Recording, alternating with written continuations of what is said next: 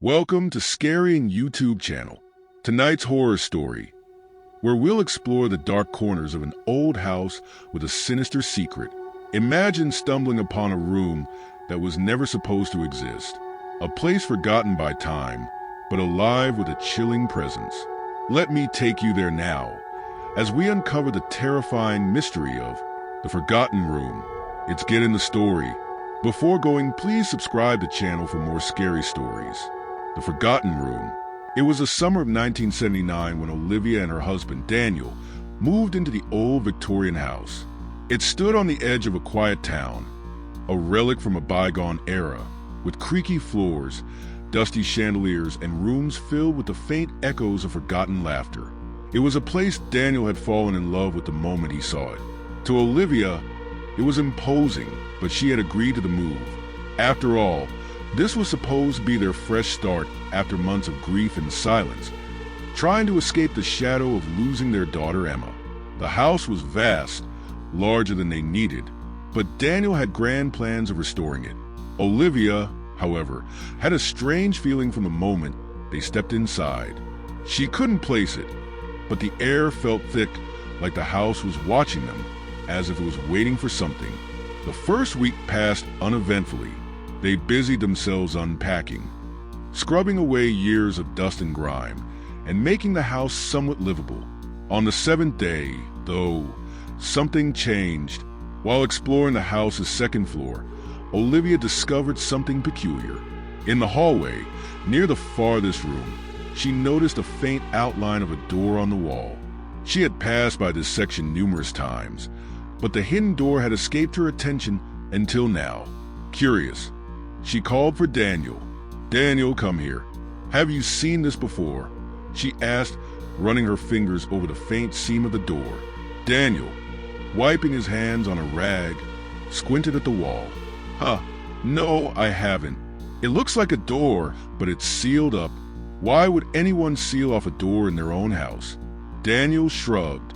"Maybe a renovation gone wrong or something. I can check it out tomorrow. Open it up." That night, Olivia dreamed of the house, but it wasn't the home she recognized. In her dream, the house seemed alive, pulsating, its walls breathing. In the center of it all was that door, unsealed, inviting, but filled with a deep, foreboding presence. She could hear whispers coming from behind it, voices calling her name. She woke in a cold sweat, her heart pounding. Morning came, and Daniel set to work. It took him hours to pry the door open, but when he did, they were both stunned. Behind it lay a room they had never seen on the blueprints, a room untouched by time. Dust hung in the air like thick mist, but the room was eerily preserved, as though someone had sealed it up in a hurry. The room was small, almost claustrophobic, with antique furniture scattered about. In the center was a crib, its wood aged and cracked. Olivia's blood ran cold. "It's a nursery," she whispered, her voice trembling. Daniel frowned. Why would they block off a nursery? Neither of them had an answer, but from that moment, strange things began to happen. At first, it was subtle. Footsteps in the hall when no one was there, doors creaking open on their own, the temperature in the house plummeting for no apparent reason. Olivia felt it the most. She would walk past the forgotten room and feel a presence lurking, watching her. It wasn't until a few nights later that the haunting escalated. Olivia woke to the sound of crying. It was unmistakable, an infant's wails, echoing through the silent halls.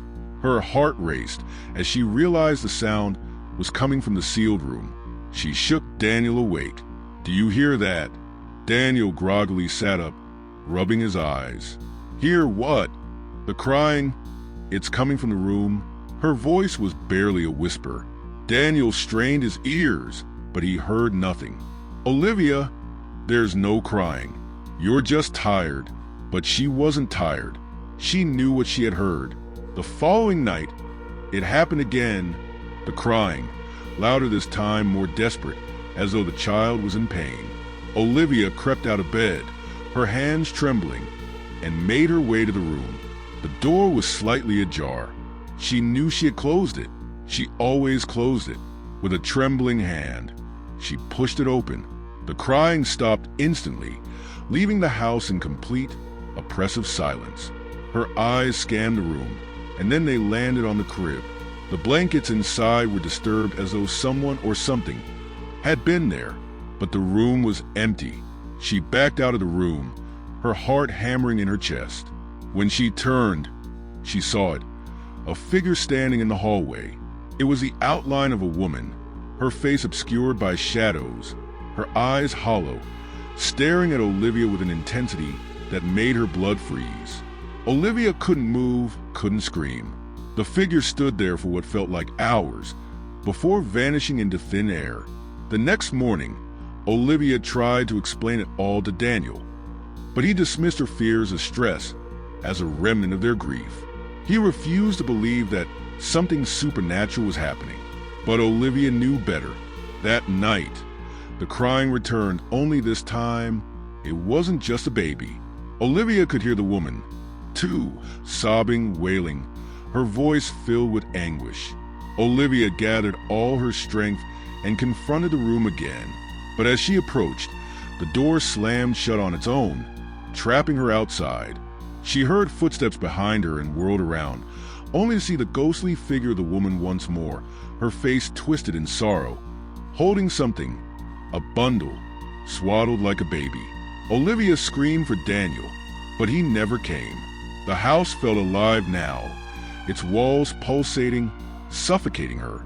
The door to the forgotten room creaked open once again, revealing a dark, endless void. It was then that Olivia realized the truth. This house didn't belong to them. It never had. It belonged to the woman and to her lost child. A tragedy had played out within these walls long before Olivia and Daniel arrived, and the spirits were still trapped, still mourning, still waiting.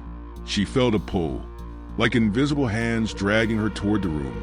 No matter how hard she resisted, she couldn't escape its grip. The last thing she saw before everything went black was the woman's face, staring at her with dead, soulless eyes. And so, the house claimed its new victim.